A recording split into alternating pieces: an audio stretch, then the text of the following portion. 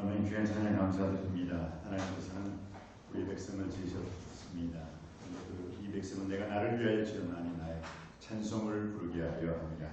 하나님이 우리 인생을 창조하신 것은 여호와 하나님을 우리의 생각으로, 우리 입술로서, 우리의 행위로서 찬양하고 찬송하고 찬미하게 하기 위함이신 줄 믿습니다. 주의 지옥에서 죽음에서 우리를 구원해 주신 그 주님 생각합니다. 나와 항상 함께 하시는 하나님 아버지, 그리고 우리가 기도할 때 우리의 기도를 들어주시는 아버지 하나님, 그리고 볼지어다 내가 세상 끝날까지 너희와 항상 함께 있으리라 말씀하시는 하나님 아버지 생각하면서 오늘 또 여러분들이 주 앞에 서는 그날까지 하나님을 마음껏 찬양하고 찬송하고 찬미하는 복된 인생 되시기를 주님의 이름으로 축복합니다.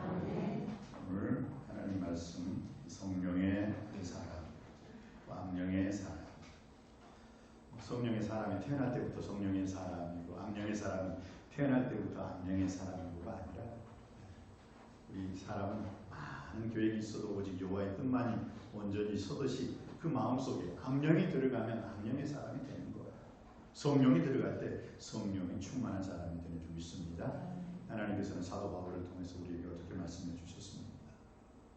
너희가 어떻게 행할 것을 자세히 주의하여 지혜 없는 자가 치만하고 지혜 있는 자가 지하여 세월과 시간을 아끼라. 때가 악하니라. 그러므로 너희는 주의 뜻이 무엇인가를 올바로 분별하라. 술 취하지 말라. 이는 방탕한 것이니 오직 성령의 충만을 받으라. 예수님께서 부활을 하시고 승천해서 하늘나라로 가시기 전에 뭐라고 했어요? 아버지께서 내게 약속하신 것, 그것을 기다리라. 그게 뭐였어요? 성령의 세례를 받으라. 그리고 성령이 너희에게 임하시면 너희가 권능을 받을 것이고 예루살렘과 온 유대와 사마리아 땅끝까지 이르러 내 증인이 되리라 말씀해 주셨습니다. 오늘 사울 왕도 처음부터 악령 사람이 아니었지요. 하나님의 뜻대로 기름 부음을 받았고 또 하나님의 뜻대로 살기로 무진 예를 썼는데 어떻게 됐습니까? 10절 말씀 한번 보겠습니다. 10절 말씀 다 같이 한번 한 목소리를 합독하겠습니다. 시작. 그 이튿날 하나님께서 부르시는 악령이 사울에게 힘있게 되매 그가 집안에서 정신없이 떠들어대며 다윗의 행위를 하시고 손으로 수금을 부르는데 그때 사울에서 창이 있느니라. 성령의 사람은 앞뒤를 들어요. 그리고 하나님을 찬양합니다. 그러나 악령의 사람은 창을 들어요. 그리고 죽이려고 합니다. 여러분의 손에는 악기가 들려 있습니까? 창이 들려 있습니까? 악령이 들었다는 것에 대해서 그 악령의 여러 가지 특징들이 성경에 나와 있습니다. 누가복음 8장, 마태복음 8장, 마가복음 5장에 보면 그 거라사인의 그 귀신 들린 사람에 대해서 그 귀신 들린 사람 특징에 대해서 여러 가지 말을 하는데 누가복음 8장을 통해서 마태복음 8장을 통해서 또 마가복음 5장을 통해서 귀신 들린 사람들의 모습의 그 특징이 나와요. 이런 사람들은 귀신 들린 사람이에요. 어떤 사람이냐? 오래 옷을 입지 않는다.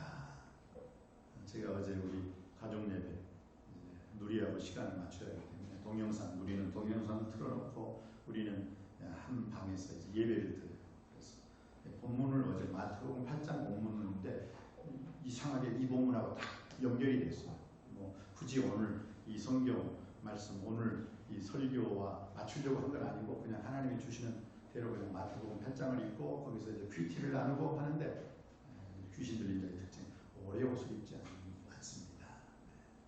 원래 퀴어 축제, 카니발 축제 같은 거 보세요. 옷 입읍니까? 거의 옷 안 입어요. 그리고 축제를 하는 것들. 그러니까 그게 하나님 앞에 가증한 거죠. 사악한 거죠. 옷을 입지 않는다. 제가 이 설교를 하는데 갑자기 그 시온이의 손, 우리 사모님의 손이 딱 누군가를 가르치는 게 보니까 나야. 옷을 입지 않는다. 제가 더우면 옷을 벗고 살거든요. 그래서 제가 좀 웃었습니다. 이 귀신의 특징이 오래 옷을 입지 않는다. 성경에도 그랬죠. 밤이 깊고 낮이 가까웠으니 그러므로 너희가 어둠의 일을 벗고 어둠의 옷을 벗어버리고 빛의 갑옷을 입자. 나저와 같이 단정히 방탕과 술 취하지 말고 음란과 호색하지 말고 쟁투와 시기하지 말고 오직 우리 주 예수 그리스도로 옷 입고 정욕을 위하여 육체의 일을 도모하지 말라라고 성경은 말씀하고 있습니다. 에베소서 5장 8절로 9절에 너희가 전에는 어둠이 이제는 주 안에서 빛이라. 빛의 자녀들처럼 행하라. 빛의 열매는 모든 착함과 의로움과 진실한 것이냐. 유혹 욕심을 따라 썩어져가는 모습을 쫓는 옛 옷, 더러움의 옛 옷. 귀신이 악령든 사람이 오래 옷을 입지 않았다. 깊이 생각해 봐야 하는 문제죠. 영적으로 나는 정말 예수 그리스도로 옷을 입고 있느냐, 예수님으로 옷을 입지 않았다면 나도 벗은 사람이에요. 두 번째로 귀신 들린 자의 특징이 집에 거하지 아니한다. 여러분 한 가정이 집에 있지 않아요. 술집에 있어요. 기생집에 있어요. 노름집에 있어요. 문제죠. 그 가정 제대로 살 수 있는 가정 못 되죠. 귀신의 특징이 집에 거하지 않는다. 요즘은 이 홈이 아니라 하우스라고 하잖아요. 하수집이에요. 하수집. 잠만 자고 나가 그 집에 있는 부모와 남편과 아내, 자녀들과의 대화가 없어요. 홈이 아니라 하우스래요. 하우스. 문제가 있지 않습니까? 그러면서도 우리가 이 집에 대해서 여호와께서 집을 세우지 아니하시면 세우는 자의 수고거든요. 여호와께서 성을 지키지 아니하시면 바수꾼의 병성하니 허사하다. 그 집에 대해서도 영적인 집 예수님께서 그러셨잖아요. 내가 내 아버지 집에 있어야 할 줄 알지 못하느냐. 아버지 집에 거하지 못하는 자가 또 귀신이 악령 들린 자가 아닐까요? 깊이 생각해 볼 필요가 있습니다. 또 귀신들의 특징이 무엇입니까? 있지 않아야 될 곳에 있죠. 성경에 보면 무덤 사이에 거했다고 했어요. 무덤 사이에. 무덤이 무엇입니까? 죽은 시체가 있는 곳이에요. 어둠 속. 절망이에요. 무덤. 영적으로 보면 절망 속에 있는 자죠. 안 된다, 못한다, 안 하고도 못하겠다. 맨날 부정적인 자리. 왜 내 인생은 이 모양 이 꼴이냐 하면서. 그게 무덤이에요. 무덤. 영적으로는 무덤. 무덤에서 나와라! 주님께서는 말씀하시고 있습니다. 나사로를 향해서 무덤에서 나와라! 해서 나사로가 살아나게 된 줄 믿습니다. 여러분이 어떤 무덤 속에 있습니까? 질병의 무덤 속에 있습니까? 물질의 무덤 속에 있습니까? 인간관계 속에 어떤 무덤 속에 있습니까? 주님은 말씀하십니다. 나사로야 나오너라! 무덤에서 나오너라 말씀하신 우리 주 예수 그리스도께서 여러분들이 그 무덤이 어떤 무덤인지는 모르지만 그 무덤 속에 나올 수 있게 되길 주님의 이름으로 축복합니다. 여전히 무덤 속에 있는 자는 악령, 귀신 들린 상태에 있는 거예요. 네 번째로는 귀신은, 악령은 사람에게 피해를 주는 거예요. 싸납다고 마태복음 8장에 보니까 싸납다라는 거예요. 싸납다. 그러니까 여러분 이 싸나운 사람들 말합니다. 싸나운 사람들에게 싸납지 마세요. 좀 부드러우세요. 귀신 들리기 때문에 그럴 수도 있는 거예요. 난 본래부터 싸나워요. 아니야 그거 아니라고. 성경에 보라고요. 주님께서는 나는 마음이 온유하고 겸손하다고 했습니다. 어떤 공동체 기관에서 어떤 모임 속에서 자꾸 싸우려고 하는 사람이 있어요. 왜? 귀신 들린 자의 특징이에요. 그게. 주여 나로 하여금 싸나운 인생이 아니라 부드러운 인생이 되게 하여 주옵소서. 오히려 트러블 메이커가 아니라 피스 메이커의 사명을 감당할 수 있게 하여 주옵소서. 기도해야 될 줄 믿습니다. 다섯째로 귀신은 통제가 되지 않아요. 쇠고랑, 쇠사슬, 쇠고랑에 묶는데 그걸 끊어버렸다고 성경은 말을 하고 있잖아요. 누가복음 8장, 마태복음 8장, 마가복음 5장에 그 귀신 들린, 거라사인의 귀신 들린 자 뭐라고요? 쇠사슬로. 이 고랑이 뭐예요? 고랑. 쇠고랑을 말하는 거죠. 쇠고랑. 쇠고랑이 모이면 뭐가 돼요? 쇠사슬이 되잖아요. 근데 귀신은 그걸 딱 끊어버렸다는 거예요. 통제가 되지 않아요. 통제불능이에요. 우리 사람들 속에서도 통제불능인 사람이 있어요. 자기는 그냥 열만 받으면 통제불능이야. 그 자랑 아니죠. 귀신 들렸기 때문에 그러는 거니까. 통제가 되지 않아요. 귀신 들려서 힘이 세면 통제가 안 되는 거예요. 그러나 성령의 9가지 열매는 무엇입니까? 사랑, 희락, 화평, 오래 참음, 자비, 양성, 충성, 온유, 절제. 성령의 사람은요 절제할 줄 알아요. 내가 말해야 할 때는 강하게 말하는 거예요. 거짓 앞에서는 그게 거짓이라고, 진리 앞에서는 진리라고. 그러나 내가 침묵해야 할 때, 여리고 성도 그랬잖아요. 6일 동안은 침묵했어요. 여러분 7일째 소리 지른 거예요. 침묵해야 할 때와 침묵하지 말아야 할 때를 분별할 줄 아는 것은 성령의 사람이에요. 그러나 그걸 모르는 사람은 귀신 들린 사람이지. 아무 때나 소리 질러요. 통제가 되질 않아요. 주여 나로 하여금 성령의 열매 9가지 열매를 맺게 하시고, 특별히 사랑, 희락, 화평 그 이상으로 성령의 9가지 마지막 열매인 절제의 열매까지 맺을 수 있게 하여 주옵소서. 6번째로는 귀신 들자의 특징은 뭐예요? 자해를 해요. 자해. 돌로 자기 몸을 막 그냥 찍어. 그 전에 여러분 그 바알과 아세라 선지자들과 엘리야가 갈멜산에서 그 싸움 번제물로 하늘에서 불이 내려오는 신이 참 신이다 했는데 엘리야 하나님이 승리케 해주셨잖아요. 할렐루야. 그런데 그 바알과 아세라 선지자들이 막 자기들이 막 불 내려달라고 하는데 불을 안 내려주니까 어떻게 했다고요? 막 칼로 자기 몸을 막 긋고 막 돌로 막 치고 그래봤자 아무 필요가 없죠. 왜? 가짜 신한테 비는데 하나님 그 들어주시겠어요? 안 되는 거예요. 안 돼요. 가짜는 가짜예요. 오직 만군의 여호와 하나님 한 분 외에는 참신이 없다는 거 믿으시길 주님의 이름으로 축복합니다. 그래서 귀신은 이 자해를 해요. 근데 자해할 뿐만 아니라 귀신이 타해, 다른 사람한테도 해를 가한다는 게 문제예요. 해를 가한다. 자학, 자살, 자해, 타해, 다른 사람한테 피해를 입히는. 그리고 7번째, 귀신 들린 자의 특징. 귀신이 뭐라고요? 예수님이 딱 자기에게 오니까, 오 지극히 높으신 하나님의 아들 예수여, 나와 당신과 무슨 상관이 있나이까? 나를 괴롭게 하려고 나를 지금 이때 찾아오셨나이까? 그렇게 귀신이 말을 하죠. 예수님께. 나와 당신이 무슨 상관이 있나이까? 이 말의 뜻을 거꾸로 생각하면 나와 당신은 아무 상관이 없습니다. 여러분, 악령, 귀신 들린 사람의 특징이 뭐예요? 예수님과 아무 상관없는 말, 예수님과 아무 상관없는 행동, 예수님과 아무 상관없는 생각을 해요. 그런데 우리는 뭐라고요? 먹든지 마시든지 무엇을 하든지 가지, 우리는 내 생각대로, 내 말대로, 내 행동대로 사는 게 아니라 주님 뜻대로 사는 자인 줄 믿습니다. 그러니까 그래서 정말 우리가 오늘 이 말씀을 통해서 주여 저로 하여금 사울 왕이 태어날 때부터 악령 들린 자였습니까? 아니에요. 오늘 보세요. 악령이 그 마음속에 쏙 들어가니까 어떻게 해요? 악령이 힘있게 강림하니까 창을 들어서 다윗을 죽이려고 창을 2번이나 던지잖아요. 한 번 던져서 실패하니까 또 빼가지고 확 또 2번째 던지잖아요. 사울이 지금도 살아있다면 계속 창만 던지고 있을 거야 지금.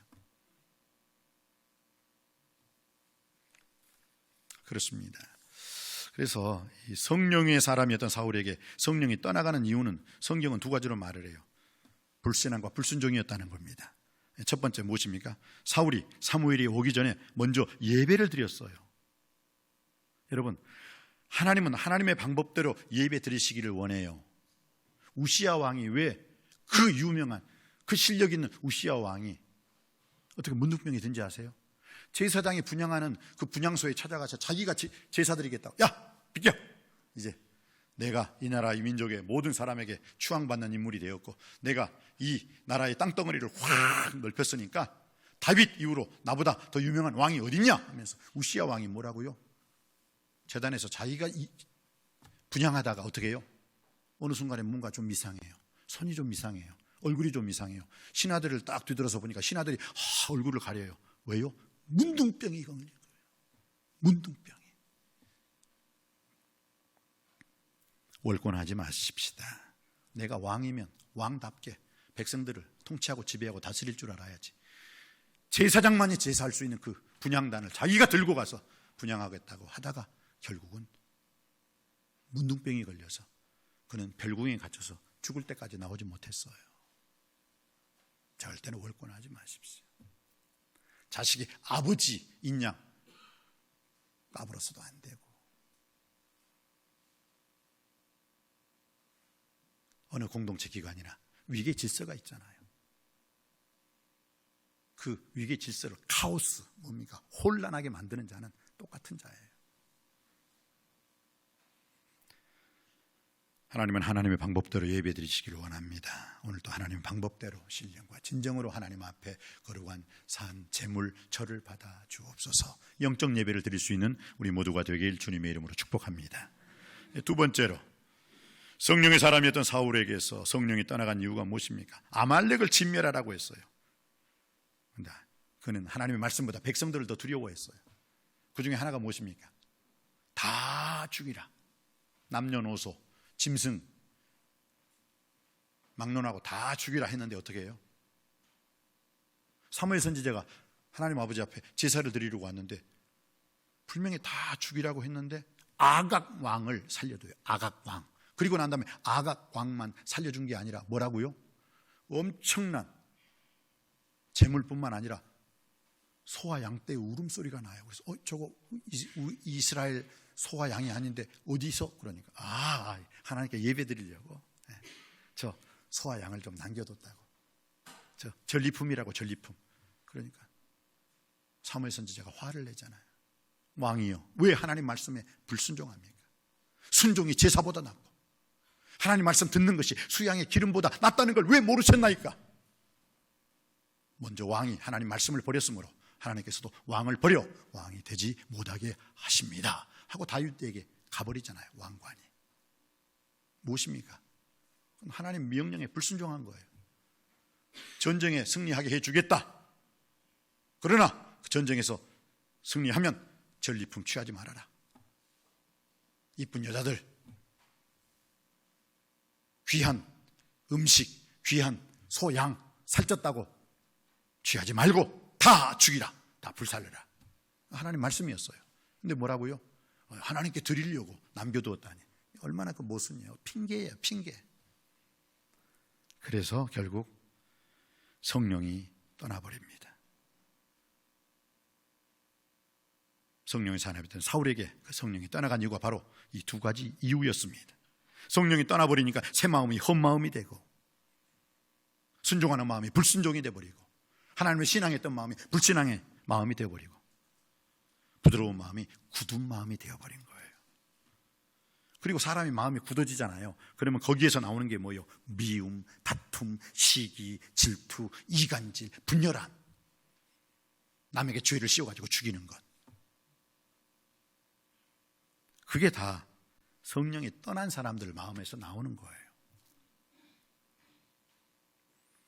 사울에게서 성령이 떠나고 악령이 임하니까 다음과 같은 문제가 생겼습니다. 첫 번째, 정서적으로 문제가 생겼어요. 그리고 그의 판단력이 상실돼 버립니다. 언어에 문제가 생깁니다. 오늘 본문 말씀 여러분이 읽으셨던 10절 말씀이죠. 어떻게 해요? 악령이 사울에게 임했을 때 집안에서 정신없이 떠들어대므로, 아까 귀신의 특징에 대해서 말했죠. 소리 지르는 거, 막 소리 지르는 거. 들에서나 산에서나 막 소리 지른다. 그리고 그의 손에 창이 들리는 거예요. 창은 뭐예요? 사람을 죽이는 도구잖아요.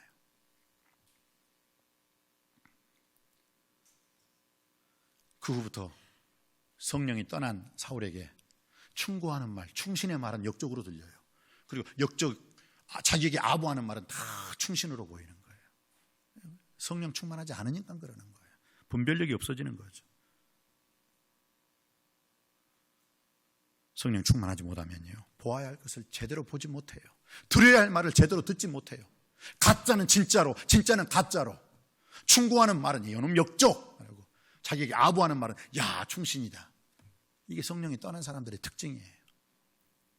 분별력이 없다는 거예요. 언어에 문제가 생깁니다. 한번 볼까요, 여러분? 오늘 6절 말씀 한번 받들어 읽습니다. 시작. 무리가 돌아올 때, 곧 다윗이 블레셋 사람을 죽이고 돌아올 때 여인들이 이스라엘 모든 성읍에서 나와서 노래하며 춤추며 소고와 경세를 가지고 왕 사울을 환영하는데, 보세요. 여인들이 지금 사울왕을 무시하는 게 아니에요. 사울은 천천히요, 다윗은 만만이라. 그것은 언제? 사울왕을 환영하고 왕이시여, 왕은 복 있는 사람입니다, 왕은 덕이 있는 사람입니다, 이렇게 왕의 밑에 이런 신하가 있다니요. 왕은 역시 하나님께 영광 돌리는 사람입니다. 귀한 사람입니다. 그거예요 지금. 근데 이것이 눈이 뒤집이다 보니까 뭐예요? 그것을 그대로, 그 말을 그대로 받아들이지 않고 뭐예요? 거꾸로 받아들여요. 나는 천, 다윗은 만. 뭐야?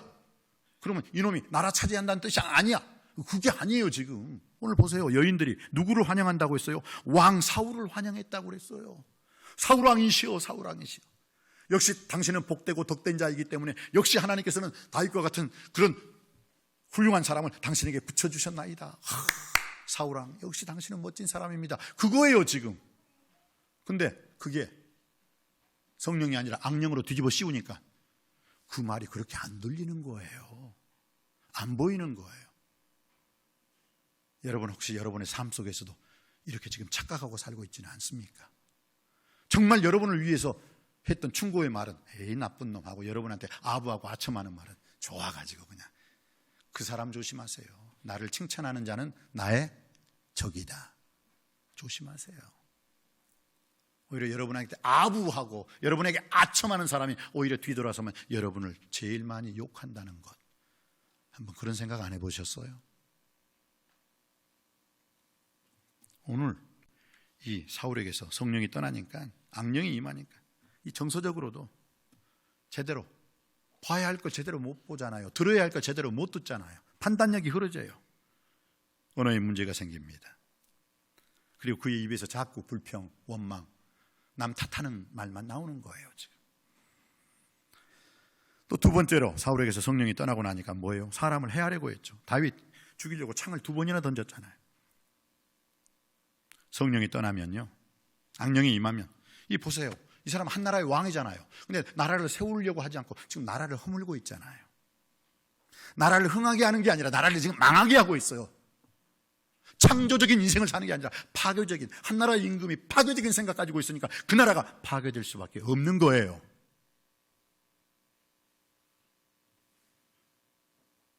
그리고 난 다음에 세 번째로 사울에게서 성령이 떠나고 악령이 임하니까 두려움이 삶을 지배해요. 오늘 12절 말씀, 15절 말씀 보면 어떻게 해요? 12절에 여호와께서 사울을 떠나 다윗과 함께 계심으로 사울이 그를 두려워하니라. 두려워한다는 거예요. 그리고 15절 말씀에 보니까 사울은 다윗이 크게 지혜롭게 행함을 보고 그를 두려워하였다고 했어요. 두려워해요. 여러분, 성령이 떠나는 사람 두려워해요. 사람을. 저 사람이 무슨 말 하나, 저 사람이 지금 나에 대해서 어떤 생각을 가지고 있나, 거기에만 집중하고 있어요. 거기에만. 뭐 중요하겠어요, 이 바쁜 이 세상에. 자기 할 일도 감당하지 못하면서 남의 무슨 말을 하나. 두려움의 삶이 지배를 해요. 그래서 남을 어렵게 하고 힘들게 하고 남의 것을 빼앗아 가지고 부자가 된 사람들은 잘 때 어떻게 잔다고요? 쭈그리고 잔대요. 쭈그리고. 그런 하나님 아버지 앞에서 자유함과 담대함과 평안함이 있는 사람은요, 다리를 쭉 펴고 대자로 주무시는 거예요.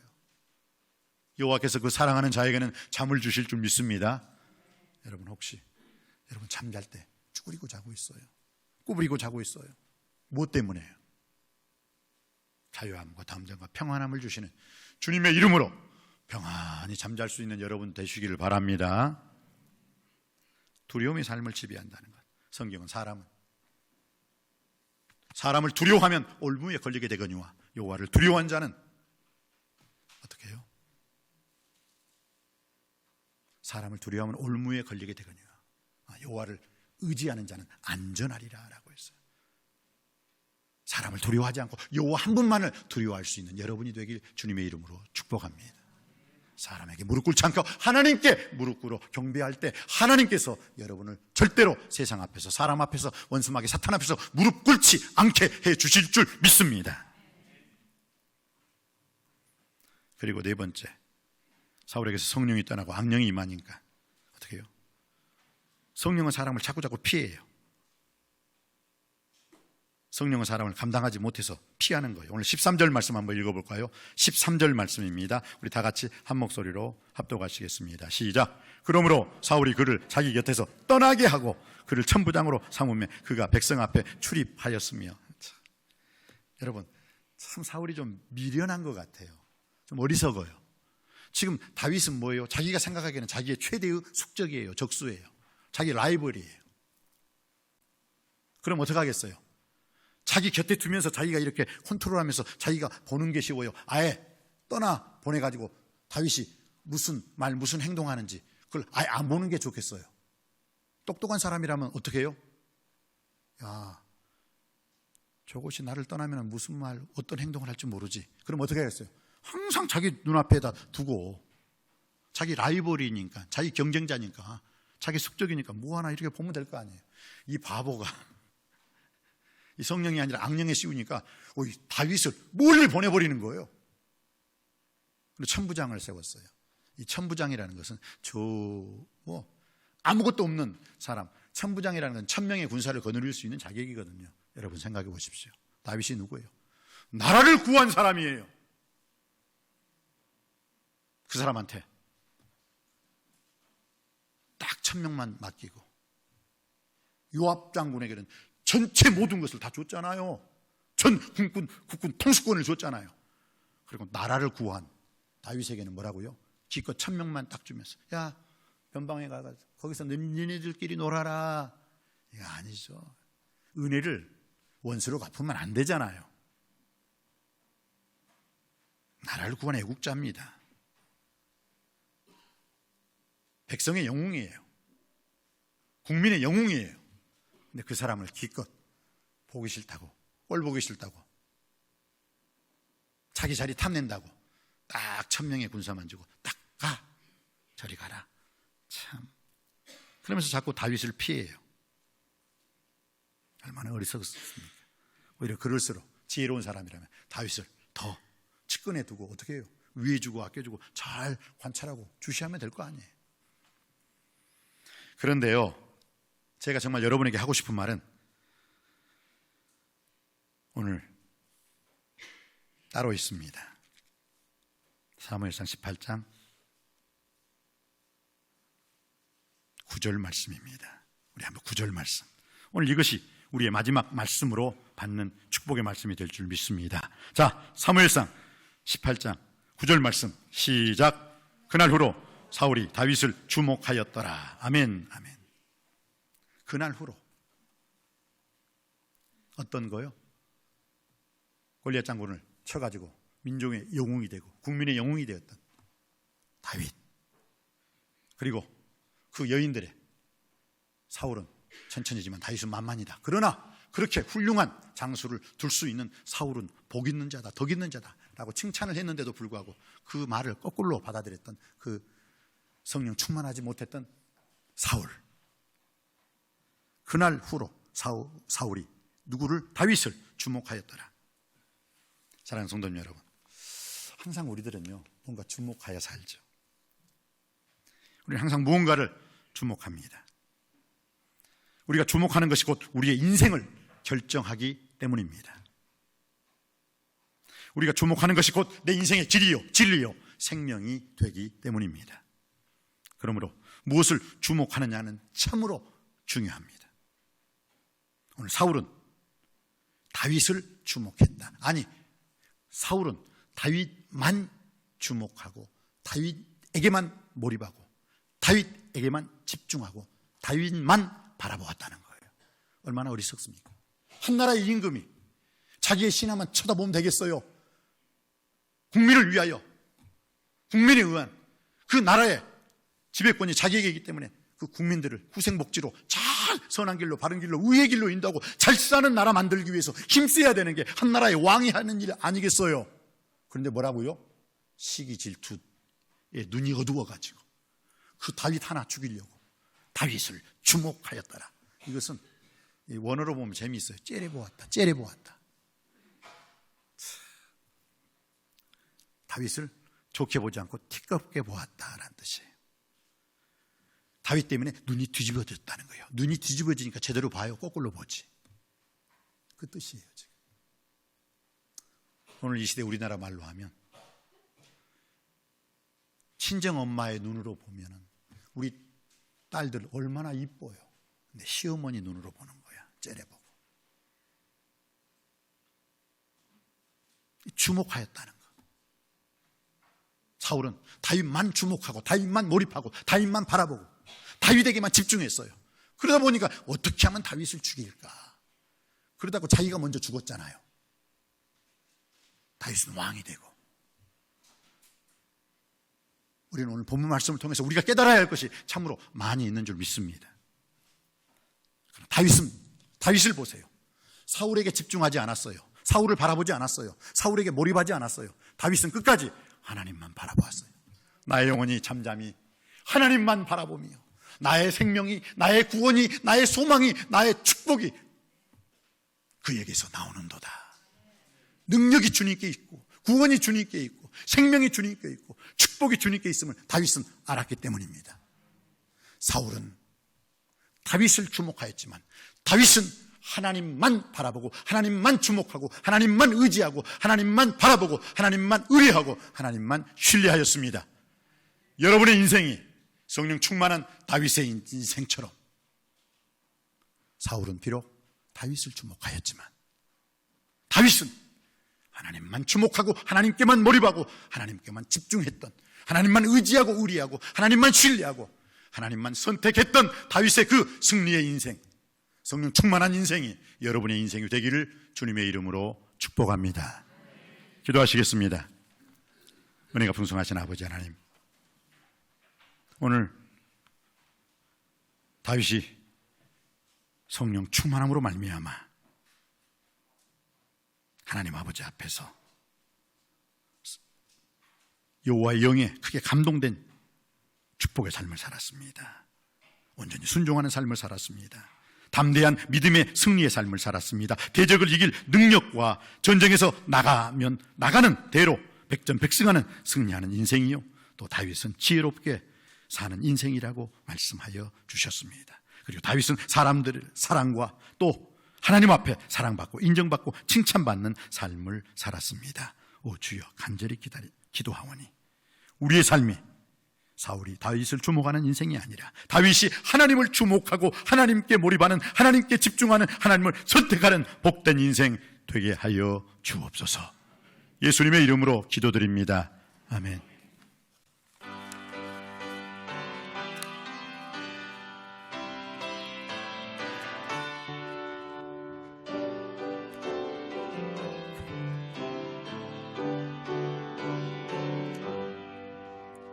성령이여 우리 찬송 부를 때 진심으로 찬양하게 하소서. 성령이여 우리 기도 드릴 때 우리 곁에 계셔 일러 주소서.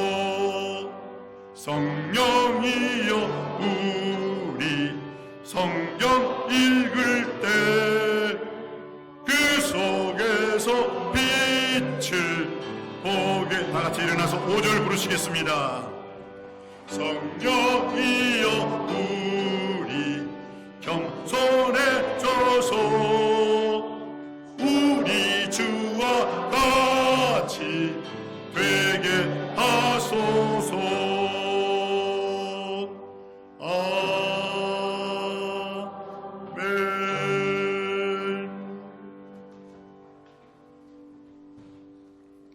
아버지 하나님,